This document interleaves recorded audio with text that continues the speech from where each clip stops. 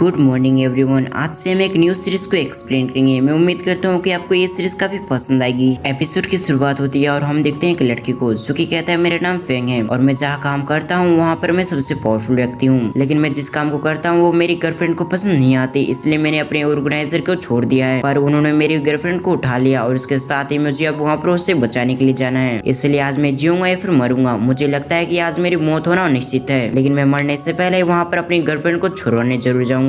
ये कहने के साथ ही उसने अपने हथियार को ले लिया और उसके साथ ही अगली सीन में देखते हैं जहाँ पर वो अपने बॉस के कंपनी में आ चुका था और आते ही फेंग कहता है मैं सभी को खत्म कर दूंगा। ये कहने के साथ ही वो अपने वेपन्स के साथ उन सभी से लड़ने लगता है और कुछ ही समय के अंदर उन सभी को हरा देता है और अपने बॉस से कहता है मेरी गर्लफ्रेंड को वहाँ से जाने दो। पर हम उसके बॉस को देखते हैं जो कि उससे कहता है मैं तुम्हें पसंद करता हूँ क्योंकि तुम हमारे ग्रुप का सबसे पावरफुल व्यक्ति हो, पर तुम इस लड़की के चक्कर में तुमने हमारे ऑर्गेनाइजर को ठुकरा दिया है, इसलिए आज तुम्हें मरना ही होगा। ये कहने के साथ ही उस पर पीछे से हमला कर देता है। हम देखते हैं फेंग इस गोली से बच नहीं पाता और उसी समय उसकी मौत हो जाती है। वो नीचे गिरते हुए अपने मन में कहता है कि यही पर मेरा एंड है, लेकिन अभी के समय में मरना नहीं चाहता क्योंकि मैं अपनी गर्लफ्रेंड के साथ रहना चाहता हूँ। तभी फेंग को एक आवाज सुनाई देती है। वो आवाज फेंग से कहती है क्या तुम मरना नहीं चाहते? ये आवाज सुनने के साथ ही फेंग चौंक जाता है और आसपास देखने लगता है। जब उसे पता चलता है कि वो एक अंधेरी जगह पे फंसा हुआ है। फेंग अपने आसपास देखते हुए कहता है आखिर तुम कौन हो, आखिर तुम सामने क्यों नहीं आते? इस बात को सुनने के साथ ही वहाँ पर एक लड़की आने लगती है जो कि वहाँ पर आते हुए कहती है जो वांग मिरर सिस्टम में आपका स्वागत है। इसके साथ ही मेरा नाम फीकियान है और मैं इस सिस्टम के ऑफिसर हूँ। इसके साथ ही अगर तुम मेरी बात को मानते हो तो मैं फिर से जिंदा कर सकती हूँ, लेकिन आपको जो वांग मिरर के सभी मिशन को कंप्लीट करने होंगे।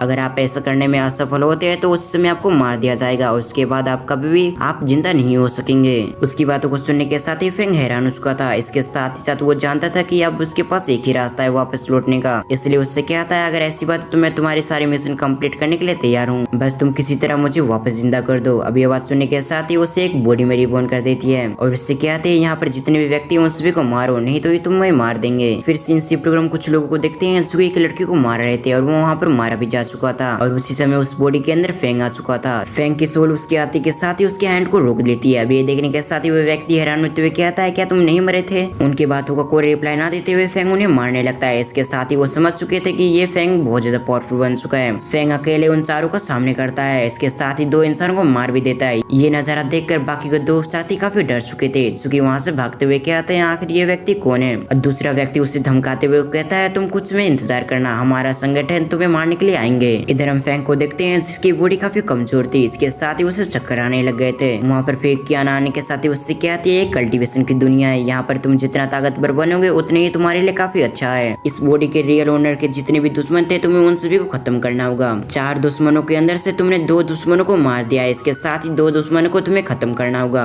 ये कहकर फीकियान वहाँ से जाने लगती है। ये देखने के साथ ही उससे रुकते हुए उससे कहता है तुम कुछ में इंतजार करो, तुमने इस बॉडी के ओनर के बारे में मुझे कुछ भी नहीं बताया, आखिर ये व्यक्ति कौन है? अभी बात सुनने के साथ ही वो कहती है इस व्यक्ति का कोई भी नहीं है, ये बचपन से अनाथ है, इसके साथ ही इसके कोई भी फ्रेंड्स नहीं है और ये बात तुम्हारे लिए काफी अच्छा है, इससे तुम्हें मिशन कंप्लीट करने में कोई भी परेशानी नहीं होगी। फिर इधर हम फेंग को देखते हैं जो कि अपने मन में कहता है अनाथ। इसके साथ ही वो कहता है मेरी लवर मेरे इंतजार करना, मैं जल्दी आऊंगा तुम्हारे पास। सीन शिफ्ट बैटिंग हॉल के अंदर देखते हैं जहाँ पर वो दोनों व्यक्ति भी आ चुके थे और ये दोनों फेंग के दुश्मन होते हुए हम वहाँ पर देखते हैं। वहाँ पर फेंग भी देख रहा था ये सब कुछ। फेंग अपने मन में कहता है फाइनली ये दोनों यहाँ पर आ चुके हैं, इसके साथ ही मुझे कुछ में इंतजार करना चाहिए, इसके साथ ही मुझे एक एक करके इन दोनों को खत्म करना होगा। फेंग कहता है ये बॉडी काफी पावरफुल है, मेरी ओरिजिनल बॉडी से भी ज्यादा। ये कहने के साथ ही उन दोनों को देखने लगता है। वो देखता है कि वो दोनों एक रूम में जा चुके हैं। इधर वो दोनों व्यक्ति एक दरवाजे के पास आने के साथ ही रुक जाते हैं। इसके साथ ही वो कहते हैं वॉइस हॉल मास्टर सी, हमें आपको कुछ रिपोर्ट करना था। ये सुनने के साथ ही दरवाजे के अंदर वाले व्यक्ति कहता है तुम्हें क्या रिपोर्ट करना था, तुम जल्दी करो और यहाँ से निकलो। ये सुनने के साथ ही एक व्यक्ति डरते हुए अंदर चला जाता है। दूसरा व्यक्ति अपने मन में कहता है मुझे जल्द से जल्द यहाँ से निकल जाना चाहिए क्योंकि मास्टर काफी गुस्से होंगे इस रिपोर्ट को सुनने के साथ ही। ये कहने के साथ ही वो वहाँ से जाने लगता है, लेकिन उसी समय वहाँ पर फेंग आ चुका था जो कि आने के साथ ही उसे पानी में डुबाने लगता है और कुछ समय के अंदर उसकी मौत हो चुकी थी। इधर हम उन दोनों को देखते हैं जो कि बाहर आते हुए कहते हैं आखिर यहाँ पर क्या है? ये कौन सेक्टर का डिप्टी मास्टर है। वो आने के साथ ही कहता है आखिर यहाँ पर कैसी आवाज निकल रही थी, मुझे ऐसा लगा यहाँ पर कोई और भी व्यक्ति है। अगले दिन फेंग कहीं जा रहा था, इसके साथ ही वो एक गली में छुप जाता है। इसके साथ ही वो देखता है वहाँ पर एक बच्चा आ चुका था। वो आने के साथ ही उससे पॉइंट आउट कर देता है और उससे कहता है आखिर तुम कौन हो और मेरा पीछा क्यों कर रहे थे? और इस बच्चे का नाम सावनान होता है। वो आने के साथ ही अपने घुटनों पे आ चुका था। वो बच्चा कहता है मेरा नाम सावनान है, इसके साथ ही मैं आपको ग्रीट करता हूँ। ये कहने के साथ ही वो उसके सामने सर झुका लेता है। इसके साथ ही वो कहता है मुझे पता है कि आपने कल रात को किसी को मारा रहा था। ये बात सुनने के साथ ही फेंग काफी गुस्से में आ चुका था। तभी वो बच्चा उसे समझाते हुए उससे कहा था, मैं आपको ब्लैकमेल नहीं कर रहा, मैं बस आपको बता रहा हूँ और आपको इसके बारे में चिंता करने की जरूरत नहीं है, मैं आपको इसके बारे में किसी को भी नहीं बताऊंगा। इसके साथ ही वो कहता है, आपने जिसे मारा था उसने मेरे पिता को मार डाला था। फिर वो अपनी पूरी स्टोरी बताता है। वो कहता है कि मेरे पिता और जाओ लेजी एक टाइम पे स्लेयर सेक्ट के मेंबर थे, लेकिन उसके बाद उसने किसी तरह से पॉइजन खिला दिया मेरे पिता को और इस मौके का फायदा उठाकर उसने हमारे सारे प्रॉपर्टी पे कब्जा कर लिया और जैसे मेरे पिता मारे गए तो उसके साथ ही मुझे भी प्रॉपर्टी से बाहर निकाल दिया और मेरी कंडीशन अब कुछ ऐसी हो गई है। इधर उसकी पूरी बात सुनने के साथ ही फेंग उससे कहता है, लेकिन तुम्हें ये कैसे पता चला आखिर मैंने उससे मारा है? फेंग के सवाल को सुनने के साथ ही वो बताता है कि मैं कल बाथरूम करने गया था, उस समय मैंने देखा कि आपने उसे मार दिया। अभी बात सुनने के साथ ही फेंग हैरान हो चुका था। वो अपने मन में कहता है, तो यहाँ के बाथरूम में कोई रूम नहीं है। फिर से वो बोलता है, आपने उसे तो मार डाला, लेकिन आप वॉइस वर्ल्ड मास्टर से आपको पूरे शहर में ढूंढ रहे हैं, लेकिन मैं यहाँ से निकलने का एक रास्ता जानता हूँ जिसकी मदद से आप यहाँ से निकल सकते हैं। तभी फेंग को फ्लैशबैक आती है जहाँ पर फिर क्यान ने उसे बताया था कि तुम्हें 3 दिन के अंदर सब कुछ खत्म करना होगा, यानी कि उन सभी को मारना होगा। अगर तुम ऐसा करने में नाकामयाब रहते हो तो तुम्हें मार दिया जाएगा। फेंग उससे सवाल करता है, क्या तुम्हें पता है स्लेयर सेक्ट के अंदर कितने सदस्य हैं? इसके साथ ही जाओ लेजी किस रैंक पे था? अभी सुनने के साथ ही वो बच्चा उसे बताता है कि मेरे ख्याल से वो काफी कमजोर था। इसके साथ ही मैं भी उसे हमेशा मारना चाहता था, इसीलिए मैं उसके पीछे करता था ताकि मैं एक समय देख के साथ ही उसे खत्म कर सकूं। फिर वो आगे कहता है, अगर मैं जाओ लेजी को मार देता तो इसके साथ ही उसकी पोजीशन भी मेरी हो जाती और इसके साथ ही मेरे पास काफी पैसे आ जाते। वो हैरानी से उस बच्चे से सवाल करता है, आखिर तुमने ये क्यों कहा कि जाओ लेजी को मारने के साथ ही उसका पोजीशन तुम्हें मिल जाएगा? क्योंकि यहाँ पर मैं पहली बार हूँ, इसलिए मुझे नहीं पता आखिर यहाँ के क्या रूल है। क्या तुम्हें पता है आखिर यहाँ के क्या रूल है? तो तुम मुझे बता सकते हो। जिस पर वो बच्चा कहता है कि स्लेयर सेक्ट में जो भी व्यक्ति जिसे भी हराता है उसकी पोजीशन ले सकता है। अभी सुनने के साथ ही वो फिर से चौंक जाता है। फेंग अपने मन में कहता है, स्लेयर सेक्ट से लड़ना इतना भी आसान नहीं होने वाला। तभी वो बच्चा फेंग से कहता है कि बेहतर हो कि आप यहाँ से चले जाएं, क्योंकि डिप्टी होल मास्टर से काफी पावरफुल है। इसके साथ ही वो आपको देखने के साथ ही मार देंगे। डिप्टी होल मास्टर से स्लेयर सेक्ट के सबसे पावरफुल पर्सन है। इसके साथ ही वो कल्टिवेटर भी है। उस लड़की की ऐसी बातें सुनने के साथ ही वो उससे कहता है, ठीक है फिर मैं यहाँ से चलता हूँ, मैं यहाँ से जा रहा हूँ। ये बात सुनने के साथ ही वो बच्चा उससे कहता है, तुम अपना ख्याल रखना, क्योंकि यहाँ पर जगह जगह पे तुम्हारे पोस्टर बने हुए हैं। इसके साथ ही वो सभी ढूंढ रहे हैं। अगले सीन में हम एक व्यक्ति को देखते हैं जो कि एक पोस्टर को फेंग से मिला रहा था। वो कहता है, ये व्यक्ति वो नहीं है। फेंग अपने मन में कहता है, मेरे पास काफी कम समय बचा हुआ है, इसलिए मुझे आखिरी व्यक्ति को भी जल्द से जल्द ढूंढना होगा। इसके साथ ही मुझे उसे खत्म करना होगा ताकि मेरा मिशन कंप्लीट हो सके।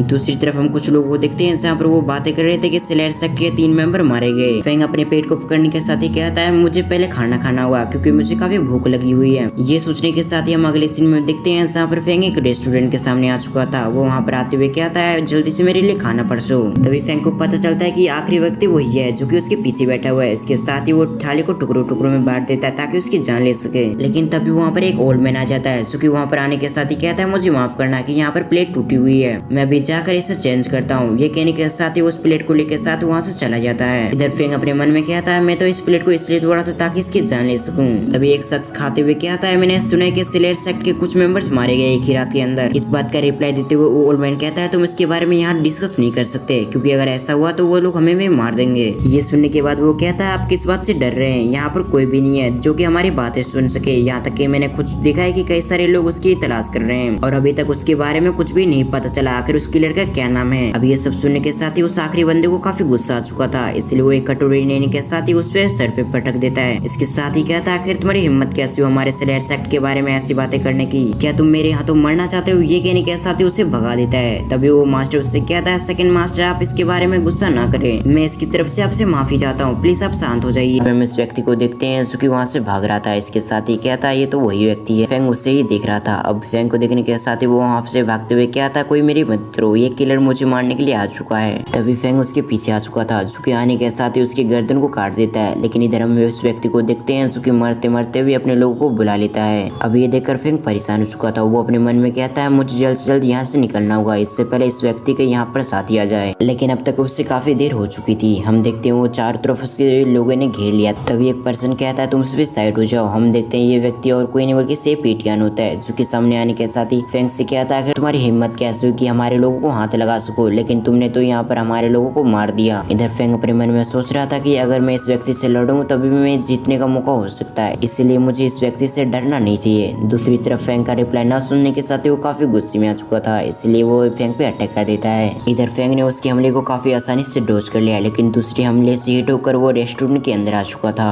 सीपेटियन अपने लोगों से कहता था जाओ और इस व्यक्ति को मार दो। इस व्यक्ति की हिम्मत कैसे हुई कि हमारे लोगों को जान से मार सके। इधर फेंग अपने मन में सोच रहा था इतना सारे अपोनेंट, ये थोड़ा सा मुश्किल होगा कि इसके बीच में इसे मारना, इसलिए मुझे लगता है कि इस पे मुझे सोच समझ के अटैक करना चाहिए, नहीं तो इतने सारे लोग मुझे मार देंगे। ये सब सोचने के साथ ही फेंग वहाँ पर बैठ चुका था। इसके साथ ही वो वहाँ पर बैठते हुए सभी से कहता है आप सचमुच एक ग्रेट पर्सन है, तभी तो आप अपने साथ इतने सारे लोगों को लेके घूमते हैं, क्योंकि मुझे लगता है कि आपके पास कोई ताकत नहीं है, सिर्फ ये ताकत को तो दिखावा है, असल में आपके पास कोई भी पावर नहीं है और आप इतने संख्या में लोग हैं, इसलिए आप लोगों को धमकाते हैं। इधर सीपेटियन को तो काफी गुस्सा आ चुका था। वो कहता है तुम ऑलरेडी मरने वाले हो, लेकिन फिर भी इतना एरोगेंट, ये तुम्हारे लिए अच्छी बात नहीं है, मैं तुम्हारे मुंह तोड़ दूंगा। अब इस बात को सुनने के साथ ही फेंग के चेहरे पे स्माइल आ चुका था। वो कहता अगर ऐसी बात है तो तुम अकेले मुझसे क्यों नहीं लड़ते, और लड़ने के बाद हमें पता चल जाएगा आखिर स्किल किसके पास है। मुझे डर है कि तुम मुझे हरा भी नहीं पाओगे, यहाँ तक कि तुम मुझे थोड़ा सा घायल भी नहीं कर सकते। फेंग की पूरी बात सुनने के साथ ही उससे काफी गुस्सा आ चुका था। इसके साथ ही वो कहता है बच्चे तुम नहीं समझ पा रहे कि तुम क्या कर रहे हो। अब तक हम देखते हैं वहाँ पर कुछ लोग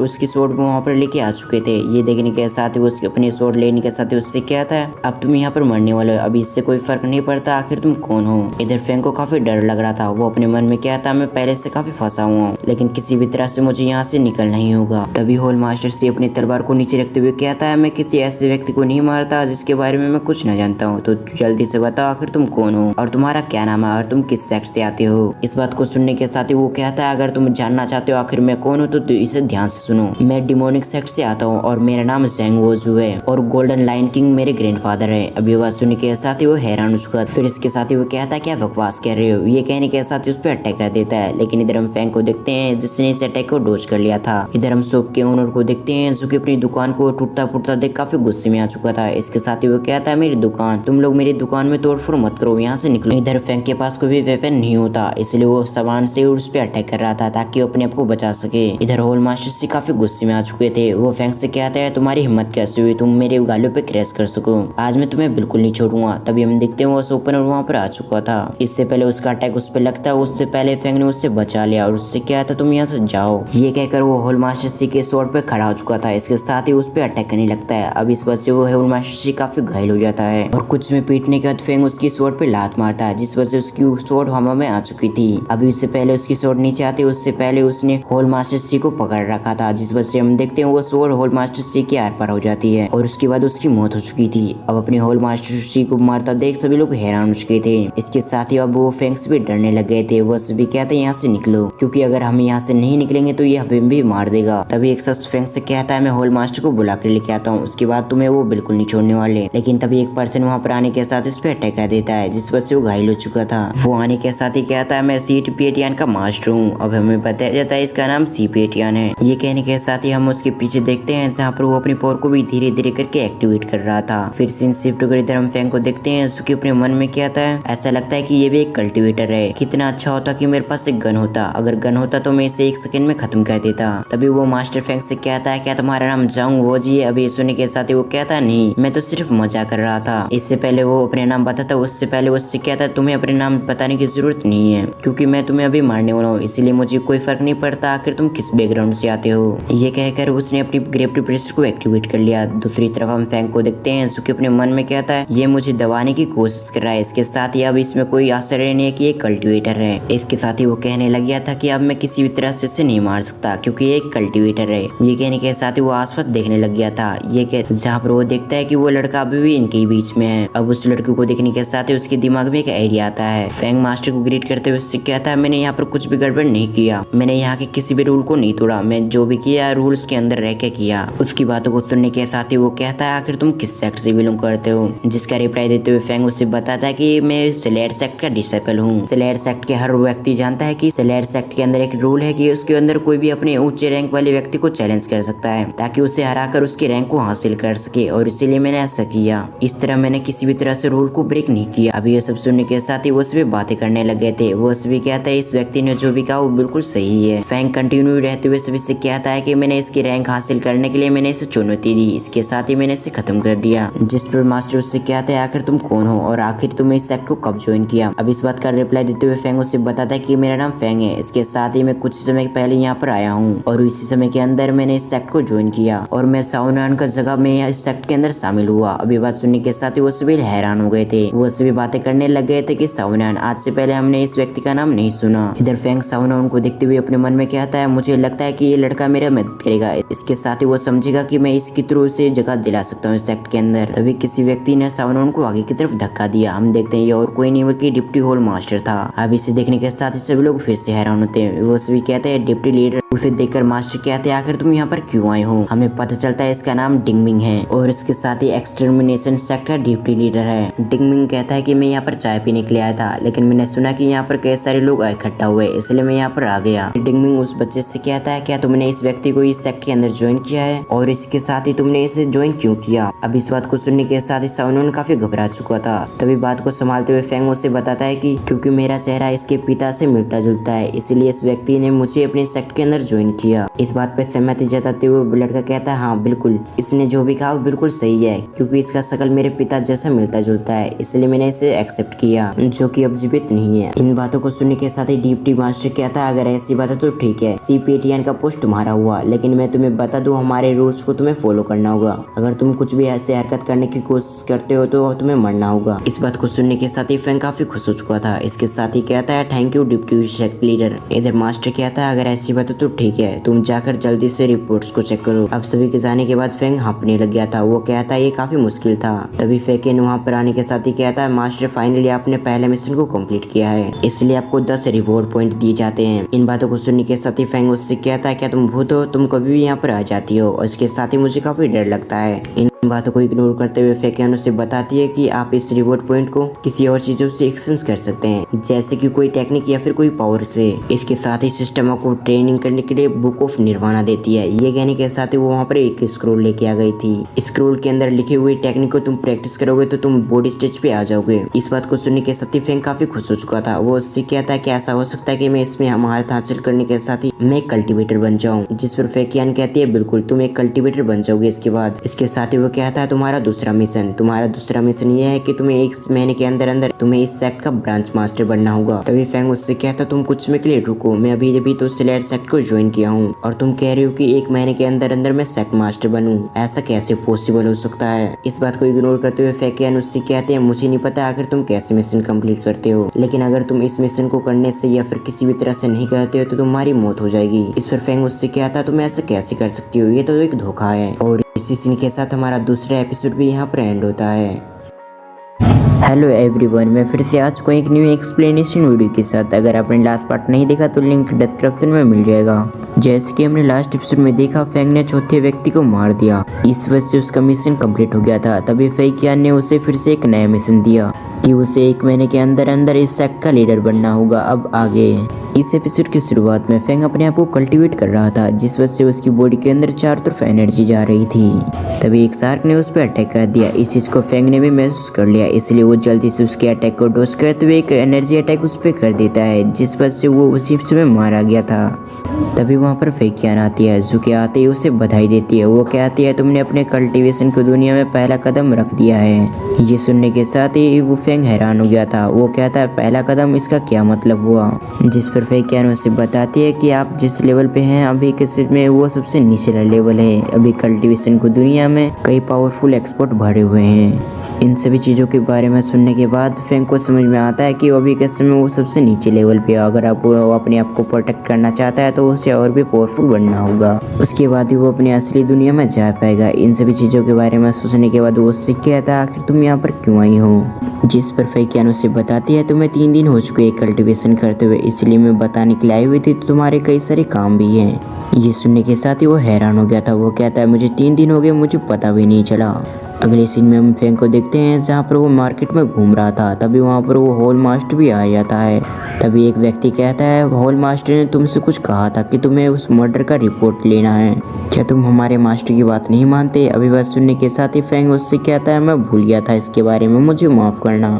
ये सुनने के साथ ही वो मास्टर काफी गुस्से में आ चुका था। इसके साथ ही उससे क्या था, आखिर तुम्हारी हिम्मत कैसी हुई, मैं तुम्हें 2 दिन का मोहलत देता हूँ, अगर तुमने 2 दिन के अंदर अंदर तुमने अगर मुझे रिपोर्ट बना के नहीं दिया तो मैं तुम्हें जान से मार दूंगा। अभी बस सुनने के साथ ही फेंग भी काफी गुस्से में आते हुए उससे कहता है तुम मुझसे रूड होकर बातें नहीं कर सकते, इसके साथ ही मैं तुम्हारा कोई गुलाम नहीं हूँ, लगता है कि तुम मुझसे फाइट करने का बहाना ढूंढ रहे हो, अगर ऐसा है तब मैं भी तुम्हें फाइट करने के लिए चैलेंज करता हूँ। इन वर्ड को सुनने के साथ ही सभी लोग हंसने लग गए थे। इसके साथ ही वो फेंग से कहते हैं अभी तुम्हें डिप्टी होल मास्टर बने हुए कुछ ही दिन हुए हैं और तुम हमारे मास्टर को चैलेंज करने की हिम्मत कर रहे हो। इधर हम जाओनॉन को देखते हैं जो कि अभी के समय छुपा हुआ था। इसके साथ ही वो फेंग से कहता है तुम अपनी अपोलोजाइज कर लो इसके सामने, शायद ऐसा हो सकता है कि वो उससे तुम्हें माफ कर दे। अभी के समय तुम्हारी कल्टीवेशन उससे काफी कम है, इसलिए तुम अभी हार मान लो और यहाँ से निकलो। सीन शिफ्ट होकर हम इधर होल मास्टर को देखते हैं जो कि उसकी चैलेंज को सुनने के साथ ही काफी गुस्से में आ चुका था। इसके साथ ही उससे कहता है अगर तुम मरना चाहते हो तो ठीक है। उसके बाद उन दोनों में फाइट होने लगती है, जहाँ पर हम देखते हैं वो फेंग अपनी पूरी पावर का इस्तेमाल करने की कोशिश कर रहा था ताकि किसी भी तरह से होल मास्टर को मार सके, लेकिन कल्टीवेशन मामले में वो बहुत ज्यादा पावरफुल था, इसलिए फेंग अपने मन में कहता है मुझे चालाकी से मारना होगा। इन सभी चीजों के बारे में सोचने के बाद वो एक छत पे आ चुका था। इसके साथ ही हम देखते हैं जब वो उस पर अटैक करने के लिए उसकी तरफ आ रहा था तभी उसने जंप कर दिया और उसकी गर्दन को पकड़ने के साथ ही उसकी गर्दन को मरोड़ देता है, जिस वजह से उसी समय उसकी मृत्यु हो गई थी। ये नजारा देखने के बाद तो सभी लोग हैरान हो गए थे। इसके साथ ही जाओनॉन वो खुद हैरान हो गया था। इसके साथ ही वो काफी खुश होता है। वहाँ पर जितने भी लोग थे वो सभी फेंग से काफी डर रहे थे। इसके साथ ही फेंग कुछ कदम आगे बढ़ने के साथ ही रुक जाता है। इसके साथ ही उस लोगों की तरफ देखने लग गया था। इसके साथ ही उससे क्या था आप जो भी बंदा लेट होगा उसके टांगे नहीं काटे जाएंगे और ये तुम्हारे नए होल मास्टर का आदेश है। फेंग के नए आदेश सुनने के साथ ही उससे भी इसके लिए तैयार हो गए थे, क्योंकि उन्हें अच्छी तरह से पता था अगर उन्होंने आदेश नहीं माना तो वो से भी मारे जाएंगे। सीन शिफ्ट होकर हम डिप्टी होल मास्टर को देखते हैं जो कि एक लड़की के पास आने के साथ ही उन्हें ग्रीट करते हुए उन्हें कहता है कि सेक लीडर आप इस लड़की के बारे में क्या सोचते हैं। फिर वो किसी चीज के बारे में सोचने के साथ ही कहता है मुझे माफ करना मास्टर, मैं किसी चीज के बारे में यहाँ पर आपसे बात करने के लिए आया था। कुछ समय बाद वो वहाँ से जाते हुए उससे कहता है मास्टर आप आराम कीजिए, मैंने जो भी कहना था मैंने कह दिया। ये कहने के साथ ही वो वहाँ से जाते हुए एक स्माइल पास करता है, ऐसा लग रहा था कि उसने कुछ गड़बड़ किया है। यहाँ पर अगले सीन में फेंग को देखते हैं जहाँ पर जाओनॉन ने उसे एक जगह पर लेके आया हुआ था। इसके साथ ही वो फेंग से सवाल करता है फेंग आखिर आपने इतने कुछ दिनों के अंदर या आखिर आप होल मास्टर कैसे बन गए। इन वर्ड को सुनने के साथ ही फेंग उससे कहता है क्या तुम इसी के बारे में सीखना चाहते हो, अगर ऐसी बात तो मैं जरूर तुम्हें सिखाऊंगा। इस पर जाओनॉन कहता है क्या मैं इसे सीख सकता हूँ, आप सचमुच एक ग्रेट टीचर है। ये कहने के साथ ही उसके गले लगते हुए उससे रोने लगता है। इसके साथ ही वो कहने लग गया था कि मैं हमेशा आपका दोस्त रहूंगा, इसके साथ ही मैं आपके हमेशा आपके साथ रहूंगा। और कुछ ही समय बाद वहाँ पर डिप्टी होल मास्टर भी आ चुके थे, जो कि आने के साथ ही सभी के सामने कहते हैं कि ये हमारे होल मास्टर हैं जो कि नए बने हैं। दूसरी तरफ फेंग की छोटी उम्र देखने के साथ ही सब लोग हैरान हो गए थे। उन्होंने सुना था कि फेंग ने उसे मार दिया है, लेकिन उन्होंने ये एक्सपेक्ट नहीं किया था कि इस फेंग की उम्र इतनी छोटी हो, लेकिन फिर भी उन्होंने फेंग को होल मास्टर के रूप में एक्सेप्ट कर लिया। हम देखते हैं फेंग डिप्टी होल मास्टर से सवाल करता है आखिर हमारे सेक्ट लीडर कहाँ पर हैं। इस पर डिप्टी होल उसे बताता है कि हमारी सेक्ट लीडर आराम में एक यानी कि एक जगह पे प्रैक्टिस कर रही है, इसलिए उसे शांत रहना काफी पसंद है। ये कहने के साथ ही डिप्टी होल मास्टर वहाँ से चला जाता है। अगली रात को देखते हैं जहाँ पर फेंग आराम कर रहा था, तभी जाओनॉन वहाँ पर आने के साथ ही उसके कपड़े को बदलने लगता है। ये देखने के साथ ही वो फेंग डर जाता है। इसके साथ ही उससे कहता है कि तुम क्या कर रहे हो, जिस पर जाओनॉन उससे कहता है कि आपने काफी पी ली थी, इसलिए मैंने सोचा कि मैं खुद ही आपका ड्रेस को चेंज कर देता हूँ। इस पर हम फेंग को देखते हैं जो कि उसे घर से निकालते हुए उससे कहता तुम यहाँ से जाओ, शुभ रात्रि। ये कहने के साथ ही अपने दरवाजा लगा लेता है। तभी वहाँ पर फैकियान आ गई थी, जो कि आने के साथ ही उससे कहती है तुम्हारे पास अभी कोई पेट नहीं है, इसलिए सिस्टम तुम्हें एक पेट देना चाहती है ताकि भविष्य में तुम अपनी पेट की मदद से अपने आप को प्रोटेक्ट कर पाओ। ये कहने के साथ ही वो कई सारे पावरफुल पक्षियों के निशान दिखाती है, यानी कि इमेज दिखाती है। इसके साथ ही वो कहती है तुम्हें जो भी पसंद तुम उसे एक्सेप्ट कर सकते हो, और इन सभी एक के अंदर इस एक से एक पावरफुल बीस्ट है, यानी कि पावरफुल से पावरफुल ड्रैगन है, जो कि आने वाले समय में तुम्हारी काफी मदद करेंगे। ये सुनने के साथ ही वो काफी खुश हो गया था। इसके साथ ही वो देखने लगता है कि उसके लिए क्या सूटेबल है। तभी फेंग की नजर एक साधारण सी अंडे पर जाती है, जो कि उसे चॉइस करते हुए कहता है आखिर ये अंडा क्या है, इसकी खासियत क्या है, लेकिन गलती से हम देखते हैं उसने चुन लिया था, जिस वजह से वो अंडा उसके हाथों में आ चुका था। इस वजह से वो कहते हैं मैं यहाँ से जा रही हूँ, तुमने सेलेक्ट कर लिया है। इधर फेंग उससे रोकते हुए उससे कहता है मैंने सेलेक्ट नहीं किया तो अपने आप गलती से हो गया, क्या तुम मुझे एक और मौका नहीं दे सकते। लेकिन हम देखते हैं फैकियान उसकी कोई भी बात नहीं मानती और वहाँ से चली आती है। अगली सुबह हम फेंग को देखते हैं जो कि अलग अलग तरीके से इस्तेमाल कर रहा था ताकि वो उस अंडे को फोड़ सके, लेकिन फिर किसी तरह से भी वो अंडा नहीं फूट रहा था। तभी जाओनॉन गर्म पानी लेकर वहाँ पर आता है। जैसे उसकी नजर अंडे पे जाती है तो वो गर्म पानी को छोड़ने के साथ ही उस अंडे के के पास आ जाता है। इसके साथ ही वो फोड़ने की कोशिश करता है, लेकिन हम देखते हैं उसकी वजह से फेंग घायल हो जाता है। ये देखने के बाद तो फेंग का दिमाग खराब हो गया था। वो उसे फिर से दरवाजे के पास छोड़ने के साथ ही उससे क्या था, तुम बाहर ही रुको, ये कहने के साथ ही अपने दरवाजे को बंद कर देता है। लेकिन तभी गलती की वजह से उसकी खून कुछ बूंद अंडे पे गिर जाती है, जिस वजह से वो अंडा ग्लो करने लग गया था। फिर ये सीन यहीं पर कट हो जाता है। अगले सीन में हम एक जगह पे देखते हैं जहाँ पर एक लड़की अपने मास्टर के पास आई हुई थी। वो लड़की डिट्टो फेंग के लवर की तरह दिख रही थी। इसके साथ ही वो मास्टर के पास आने के साथ ही कहती है, आखिर आपने मुझे यहाँ पर क्यों बुलाया है। इस पर उसकी मास्टर उससे बताती है कि तुम्हें एक क्लैन के अंदर जाने के साथ ही उसकी जासूसी करनी होगी, आखिर वो क्या क्या करता है, और उनके बीच में रहकर तुम्हें इंफॉर्मेशन इकट्ठा करना होगा। ये सुनने के साथ ही वो उसके लिए तैयार हो गई थी। अब कुछ में ऐसे डिस्कस करने के बाद वो वहाँ से जाने लगती है, लेकिन तभी हम देखते हैं वहाँ पर एक लड़का आते हुए। उससे क्या आता है, तुम उस सेक्ट के अंदर कैसे जाओगी, इसलिए क्या अच्छा होगा कि हम भी चलें, एक से भले दो। अभी सुनने के साथ ही वो लड़की कहती है, इसकी कोई भी जरूरत नहीं है, मैं अकेले ही ठीक हूँ। लेकिन वो लड़का उससे बदतमीजी करने लगता है। इसके साथ ही वो अपने हाथों को उसकी शोल्डर पर रख देता है, जिस वजह से हम देखते हैं उस लड़की ने अपनी बीस्ट को बुला लिया था। वो बीस्ट किसी तरह से कुछ जादू करता है, जिस वजह से उसका पेट खराब हो गया था। इसके साथ ही वो वहाँ से चली जाती है। इधर फेंग उस अंडे को देखकर काफी खुश हो रहा होता है। उसे ऐसा लग रहा था कि उसने अनजाने में एक पावरफुल बीस्ट के अंडे को चुन लिया है। तभी कुछ ही समय के अंदर वहाँ पर उस अंडे की स्प्रिट आ चुकी थी। हम देखते हैं वो एक ड्रैगन की स्प्रिट होती है। हेलो एवरीवन, मैं फिर से आज को एक न्यू एक्सप्लेनेशन वीडियो के साथ। अगर आपने लास्ट पार्ट नहीं देखा तो लिंक डिस्क्रिप्शन में मिल जाए। हम देखते हैं वो एक ड्रैगन की स्प्रिट होती है, लेकिन जब वो अंडे से बाहर निकलता है तो वो फेंग हैरान हो गया था। वो कहता है बस इतना ही, ऐसा कैसे हो सकता है। वो देखता है एक छोटा सा ड्रैगन। तभी वहाँ पर फेकियान आते हुए उससे बधाई देती है। इसके साथ ही वो उससे कहती है, मुबारक हो, आपने इसके साथ कॉन्टेक्ट कर लिया है, इसलिए ये बीस्ट हमेशा हमेशा के लिए आपकी हुई। इसके साथ ये हमेशा आपके साथ ही रहेगा। और कुछ समय ऐसी बातें करने के बाद वो वहाँ से डिसअपीयर हो जाती है। अब ये देखने के साथ ही फेंग परेशान हो चुका था। वो कहता, तुम मुझे ये तो बता के जाओ, आखिर ये खाएगा क्या। लेकिन तब तक फेकियान वहाँ से चली गई थी। अब ये देखने के साथ फेंग वापस उसी के पास आ चुका था। वो देखता है कि वो सांप उसके अंदर चढ़ जाता है, यानी कि उसके हाथों में एक टैटू बना हुआ था। तभी बाहर से सावधान की आवाज आती है। वो कहता है, अगर आप अंडे खा रहे हैं तो आप रुक जाइए, क्योंकि अभी जस्टिस हॉल के अंदर आपको जाना होगा, ये सेक्ट लीडर का ऑर्डर है। अभी बात सुनने के साथ ही फेंग इसके लिए तैयार हो जाता है। अगले सीन में हम जस्टिस हॉल के अंदर देखते हैं, जहाँ पर एक मीटिंग चल रही थी। इसके साथ ही एक व्यक्ति कह रहा था, सेक्ट लीडर सेन,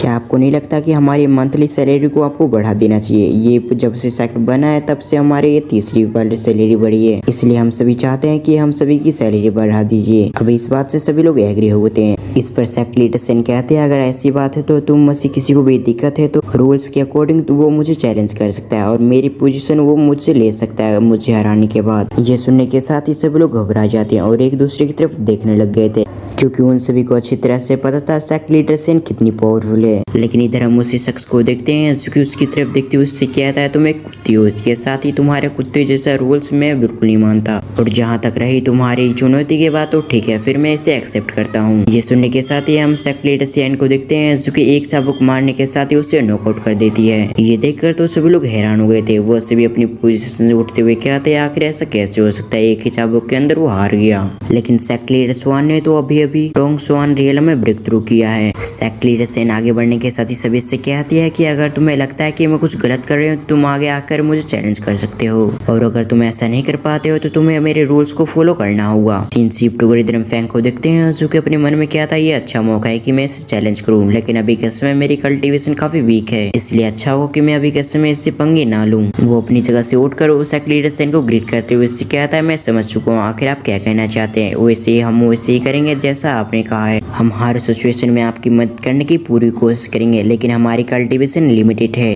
इसलिए हम सब लिमिटेड समय तक ही आपकी सहायता कर पाएंगे। फेंग की बातों को सुनने के बाद सेक्ट लीडर सेन काफी खुश हो गई थी। इसके साथ ही वो कहते हैं, तुम एक बुद्धिमान व्यक्ति हो और बुद्धिमान व्यक्ति ज्यादा समय तक जीवित रह सकता है।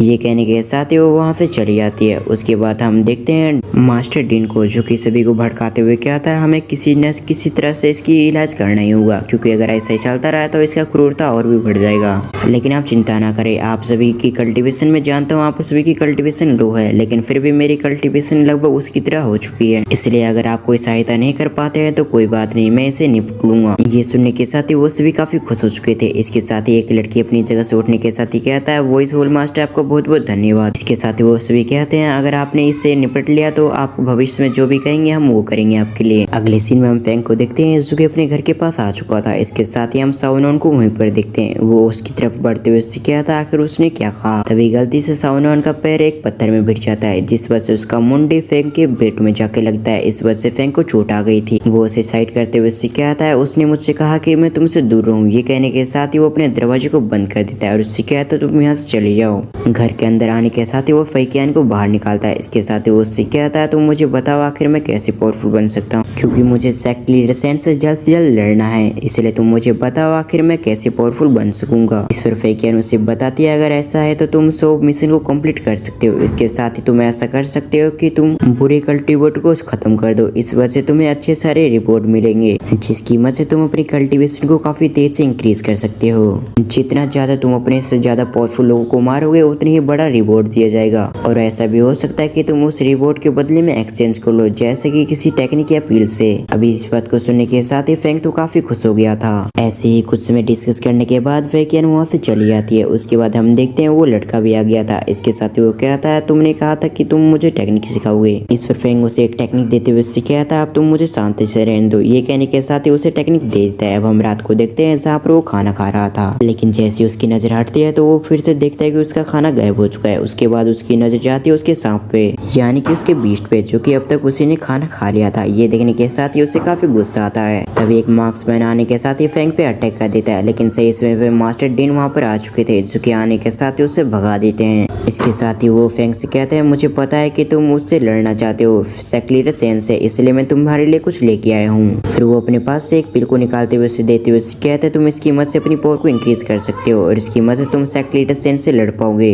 इस पर फैंग उससे कहता है, तुम ऐसा करना चाहते हो कि मैं उसे खत्म कर दूं। ये देखने के साथ ही वो काफी खुश हो चुका था। इसके साथ ही वो कहता है, तुम सचमुच एक स्मार्ट व्यक्ति हो। इधर फैंग अपने मन में सोचने लग गया था, अगर मैं उसे मार देता हूँ तो मैं सेक्ट लीडर बन सकता हूँ, उसके बाद मेरा मिशन भी कंप्लीट हो जाएगा, इसलिए उसके लिए तैयार हो जाता है। अगले दिन हम देखते हैं जहाँ पर उसने सेक्ट लीडर सेन को चैलेंज कर दिया था, जिस वजह से सभी लोग हैरान होते हैं आखिर एक दिन के अंदर ये व्यक्ति क्या कर रहा है। उसके बाद उस सेक्ट लीडर सेन ने भी उसके चैलेंज को एक्सेप्ट कर लिया। उसके बाद मीटिंग हॉल के ऊपर ही वो दोनों लड़ने के लिए आ जाते हैं। सेक्ट लीडर सेन कहती है फैंग से कि अगर तुम मेरे 3 हमले को डॉज कर लेते हो तो मैं अपनी हार को एक्सेप्ट कर लूंगी और मेरी पोजीशन तुम्हारी हो जाएगी। उसके बाद उन दोनों की बैटल स्टार्ट हो जाती है, जहाँ पर हम देखते हैं पहले अटैक को तो उसने इजीली डॉज कर लिया था। ये देखने के बाद वो सभी हैरान होते हुए कहते हैं, इसने एक दिन के अंदर अंदर अपने लेवल को ब्रेक थ्रू किया, लेकिन ऐसा कैसे हो सकता है। इधर सेक्ट लीडर सेन भी हैरान हो गई थी। वो कहते, तुमने एक दिन के अंदर अंदर लेवल अप कर लिया, जरूर तुमने किसी पिल का सहारा लिया होगा, लेकिन फिर भी इसका कोई फायदा नहीं है। ये कहने के साथ ही उस पर फिर से अटैक करती है, लेकिन हम देखते हैं फैंग ने इस बार उसे पकड़ लिया था। इसके बाद वो उससे कहता है, अब तुम्हारा चैप्टर क्लोज होगा। ये कहने के साथ ही उसके मुंडी को मुड़ोड़ देता है, जिस वजह से हम देखते हैं वो वहीं पर मरी गई थी। इधर ये लोग सदमे में जा चुके थे। वो कहता है, इस लड़के ने तो सचमुच हमारे सेक्ट लीडर सेन को खत्म कर दिया।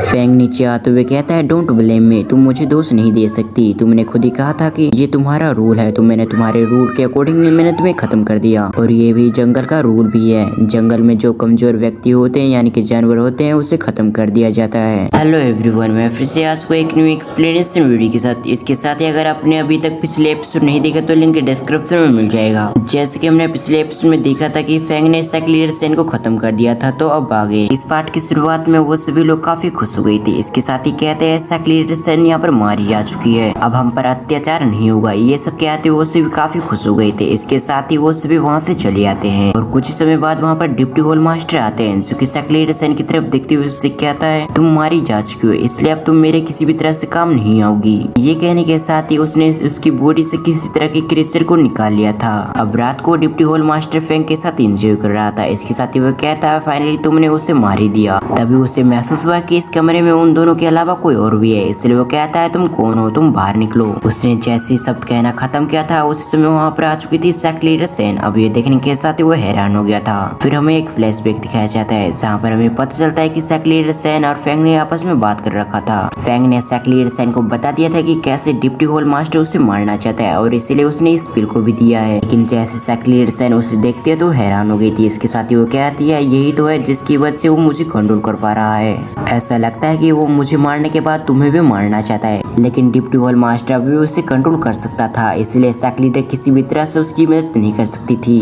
तब फेंग ने उसे एक आइडिया बताया था कि आप मुझे फाइट करते हुए आप मरने की नाटक करना, उसके बाद वो आपके अंदर से उस क्रिएचर को निकाल लेगा, जिसके बाद वो आपको कंट्रोल नहीं कर पाएगा। और अब परसेंट भी ये सब सुनने के साथ ही वो काफी गुस्सा हो गया था। इसके साथ ही वो कहता है तुम्हारी वजह से मेरा सारा प्लान खत्म हो गया, मैं तुम्हें बिल्कुल भी माफ नहीं करूंगा। ये कहने के साथ ही उसने फेंग पे अटैक कर दिया था। लेकिन इधर फेंग सेक्रेटरी सैन से कहता है जैसे कि मैंने आपकी मदद कर दी तो आपका पोस्ट मेरा हुआ। अभी बात सुनने के साथ ही वो इस पे नोट कर देती है और इसके साथ ही वो कहते हैं मुझे पोस्ट से कोई भी मतलब नहीं है, अगर तुम यहाँ का लीडर बनना चाहते हो तुम ऐसा कर सकते हो। फिर फेंग सैंग का हंटर लेते हुए उससे कहता है मैं आपका हंटर उधार ले रहा हूँ। ये कहने के साथ ही उस पे अटैक कर देता है, जिस वजह से डिप्टी होल मास्टर की बेले टूट जाती है। अब ये देखने के बाद वो हैरान हो गया था। इसके साथ ही वो कहता तुम इतने पावरफुल कैसे बने, क्योंकि तुमने मुझे बताया कि तुमने अभी तक उस पिल को नहीं खाया, तो तुम इतने स्ट्रॉन्ग कैसे बन गए। लेकिन फेंग उसकी बातों पे ना ध्यान देते हुए उस पे अटैक करने लगता है, जिस वजह से कुछ समय के अंदर वो मारा गया था। इसके साथ ही हम एक फ्लैशबैक देखते हैं जहाँ पर हमें पता चलता है कि आखिर फेंग ने कैसे अपनी पावर बढ़ाई थी।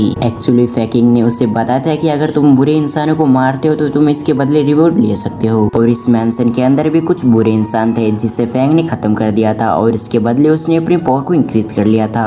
तभी डिप्टी होल मास्टर की बॉडी अपने आप हवा में फ्लोट करने लगती है। तब हमें पता चलता है कि उस क्रिएचर ने उसकी बॉडी को सोलो कर रखा है। इसके साथ ही वो फेंग से कहता है काफी समय बाद मुझे बाहर आना पड़ा, तुमने मुझे बाहर आने पे मजबूर कर दिया लड़के, इसलिए अब मेरे हाथों से तुम्हें कोई भी नहीं बचा सकता। ये कहते हुए अगेन उसने अपने बेलों से उस पे अटैक कर दिया ताकि उसकी जान ले सके। अब ये देखते हुए कि ये क्रिएचर कितना पावरफुल बन चुका है, उसने अपनी स्वॉर्ड निकाली। इसके साथ ही वो अपने फास्ट मूवमेंट स्पीड का इस्तेमाल करते हुए उसके हर अटैक को डोज करने लगा। लेकिन कुछ समय के अंदर उसे परेशानी होने लगी, जिस वजह से वो फेकिन से कहता है मैंने तुम्हारे मिशन को कंप्लीट कर दिया है लीडर का, अब मैं ऑफिशियली यहाँ का सेक्रेटरी बन चुका हूँ, इसलिए तुम मुझे जल्दी से रिवॉर्ड दो ताकि मैं इससे लड़ सकूँ, नहीं तो मैं यहीं पर मारा जाऊंगा। अब ये बात सुनने के साथ ही फेकिन ऐसी करती है, उसने कई सारे शॉट को निकाल लिया था। इसके साथ ही वो फेंग को चॉइस करने के लिए कहती है ताकि फेंग उन शॉट का इस्तेमाल कर सके। अब ये देखते हुए जल्दी से उसने 2 स्वॉर्ड निकाल ली जो कि बहुत ज्यादा पावरफुल थे। इसके साथ ही वो उस क्रिएचर पे हमला करने लगा, जिस वजह से वो क्रिएचर अपनी पूरी ताकत लगाता है ताकि वो फेंग से लड़ सके। लेकिन कुछ समय के अंदर उसे एहसास हुआ कि वो फेंग से मुकाबला नहीं कर सकता, जिस वजह से उसने अपने बेलों से अपने आप को कवर कर लिया ताकि वो यहाँ से निकल सके। लेकिन फेंग को लगता है कि वो क्रिएचर अपने आप को बचा रहा है, जिस वजह से वो अपनी दोनों स्वॉर्ड में अपनी पूरी एनर्जी को ट्रांसफॉर्म कर देता है और उसके साथ ही उस बेल पे अटैक कर देता है। लेकिन ये बेले पहले से काफी स्ट्रॉन्ग थी, जिस वजह से फेंग इसे नहीं तोड़ पाया। इसके बैकलैश में उसे पीछे आना पड़ा। इसके साथ ही वो बेले भी अपने आप चकनाचूर हो गई। इसके साथ ही हम देखते हैं वो क्रिएचर वहाँ से निकल जाता है। लेकिन फेंग और सेंग को ऐसा लगता है कि वो क्रिएचर मारा जा चुका है, जिस वजह से वो दोनों काफी खुश हो चुके थे।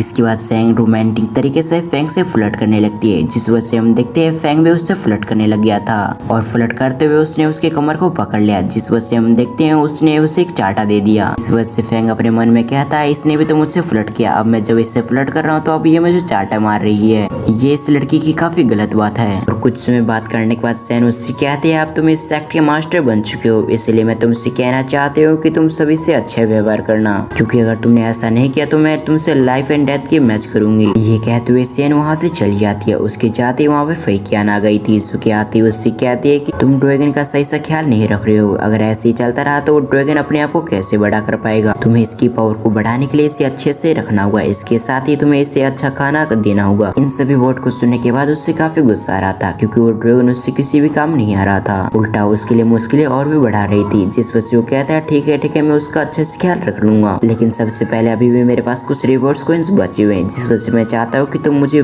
पिल्स को रिफाइन करने के लिए टेक्निक दे दो, ताकि उन पिल का इस्तेमाल करते हुए मैं अपनी पावर को और भी इंक्रीज कर सकूं। ये सुनने के साथ ही फेकिन सिस्टम को सामने लेके आ जाती है, लेकिन जैसे फेंग उसकी नजर जाती है वो पॉइंट्स पे तो वो हैरान हो गया था। इसके साथ ही वो कहता है इसकी प्राइस तो बहुत ज्यादा है, इसलिए फेंग उससे कहता है तुम एक काम करो, तुम मुझे डुप्लीकेट किताब दे दो, क्योंकि मेरी इतनी औकात नहीं है कि मैं ओरिजिनल किताब को खरीद सकूं। ये सुनते ही फेकिन उसकी किताब परचेज कर देती है।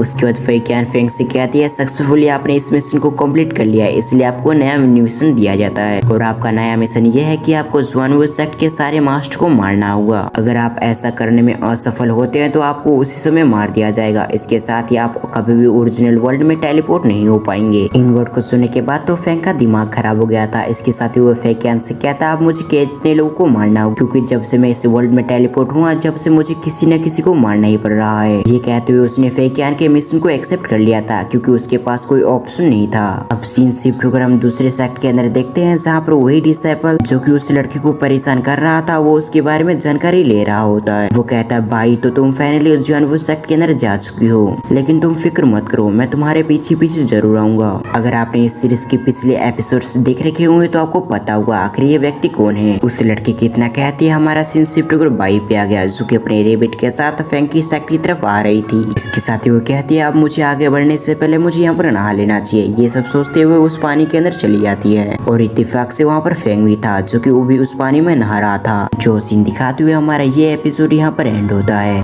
हेलो एवरीवन, मैं फिर से आज को एक न्यू एक्सप्लेनेशन वीडियो के साथ। जैसे कि हमने लास्ट एपिसोड में देखा फैंग ने अपने सारे मिशन को कंप्लीट करके नहाने के लिए आ गया था, तो अब आगे इस पार्ट की शुरुआत में फैंग नहा रहा था, तभी वहाँ पर किसी लड़की की आवाज आती है, जिस पर से वो पानी के अंदर चला गया था, क्योंकि अभी के समय उसने कोई भी कपड़े नहीं पहने थे। और कुछ समय के अंदर वो लड़की आ जाती है, हम देखते हैं और कोई नहीं बल्कि बाई थी, और बाई आते के साथ वहाँ पर अपने ड्रेस को उतार लेती है। इसके साथ वो नहाने के लिए आ जाती है, लेकिन कुछ समय बाद फैंग को सांस लेने में प्रॉब्लम हो रही थी, इसलिए वो बाहर आ गया। अभी बात देखने के साथ वो काफी गुस्से में आ गई थी, और कुछ समय बाद वो लड़का भी आ गया था, जो कि आते के साथ ही देखता है कि एक लड़की ने उसके मास्टर पे शॉट तान रखा है, जिस वजह से घबरा चुका था। इसके साथ ही वो उस लड़के से कहता है तुम मेरे मास्टर के साथ क्या कर रही हो, उसे जाने दो। दूसरी तरफ फैंग अपने मन में कहता है अगर ये लड़का उससे माफी मांगे तो शायद ऐसा हो सकता है कि ये लड़की मुझे जाने दे, क्योंकि ये लड़की मेरी कोई भी बात सुनने के लिए तैयार नहीं है, और ये लड़का काफी छोटा है, इसलिए मुझे लगता है कि अगर ये लड़का इससे रिक्वेस्ट करे तो ये मुझे जाने देगी। ये सब सोचते हुए सावनोन को इशारा करता है ताकि उससे रिक्वेस्ट करे। दूसरी तरफ सावनोन को ऐसा लगता है कि उसके मास्टर यहाँ से जाने के लिए कह रहे हैं, क्योंकि ये लड़की काफी पावरफुल है, इसलिए वो किसी भी तरह से उसकी जान बचाना चाहते हैं, जिस वजह से वो काफी खुश हो चुका था। इसके साथ ही वो रोते हुए कहता है मास्टर आप फिक्र ना करें, मैं कुछ समय के अंदर सेक्रेटरी सेन को यहाँ पर लेके आ रहा हूँ। ये कहने के साथ ही वो वहाँ से चला गया था। अब इस वजह से तो उसे काफी गुस्सा आता है। फैंग अपने मन में सोचता है आखिर ये लड़का कितना इडियट है। अभी धर्म भाई को देखते हैं, जो कि फैंग की तरफ दिखते हुए उससे कहते हैं तुम सबसे पहले यहाँ से निकल कर अपने कपड़े को पहन लो, उसके बाद में हम इस चीज के बारे में डिस्कस करेंगे। अब आवाज सुनने के साथ ही वो ऐसे ही करता है, उसने अपनी ड्रेस को पहन लिया। उसे ऐसा लग रहा था कि भाई कुछ भी नहीं करेगी, लेकिन ये तो सिर्फ उसकी गलतफहमी थी, जो गलतफहमी कुछ ही समय बाद दूर हो जाती है, क्योंकि उसने उसे ड्रेस पहनाकर अपनी पेट की मदद से उसे पूरी तरह से उसकी बॉडी को लॉक करवा दिया, और फिर उसके कपड़ों में एक मकड़ी और एक गिरगिट को छोड़ दिया। अब प्रेजेंट में वो सभी चीज ये सेन को बता रहा था। अब इस बात को सुनने के साथ ही वो उससे कहती है इसमें जरूर तुम्हारी गलती होगी, तुम्हें किसी भी लड़की को ऐसे देखना नहीं चाहिए। ये कहने के साथ ही वो वहाँ से चली जाती है। फिर कुछ समय बाद देखते हैं जहाँ पर फैंग अपने रूम में आ चुका था। इसके साथ ही वो अपने मन में कहता है पिल रिफाइनिंग के सारे प्रोसेस को मैंने फॉलो कर लिया है, इसलिए अब मुझे पिल रिफाइनिंग को शुरू करना चाहिए। ये सब सोचते हुए उस छोटे बच्चे से कहता है तुम यहाँ से चली जाओ। फैंग अपने मन में कहता है मैं पहली बार पिल को रिफाइन कर रहा हूँ, इसलिए मैं फेल भी हो सकता हूँ, इसलिए मैं नहीं चाहता कि ये लड़का देखे, उसके बाद ये सभी को बता देगा, उसके बाद मेरी रेपुटेशन जो बच्ची को चाहिए वो भी उड़ जाएगी। इसीलिए वो जाओनोन से कहता है कि तुम यहाँ से जाओ और किसी को भी अंदर आने से रोकना, क्योंकि मैं नहीं चाहता कि मेरे पिल रिफाइनिंग में किसी भी तरह से गड़बड़ हो। अभी बात सुनने के साथ ही जाओनोन काफी खुश हो गया था। वो बाहर जाते हुए कहता है कोई भी अंदर मत आना, क्योंकि मेरे मास्टर पिल बना रहे हैं। अब ये बात सुनने के साथ ही वहाँ पर कई सारे लोग इकट्ठा हुए थे।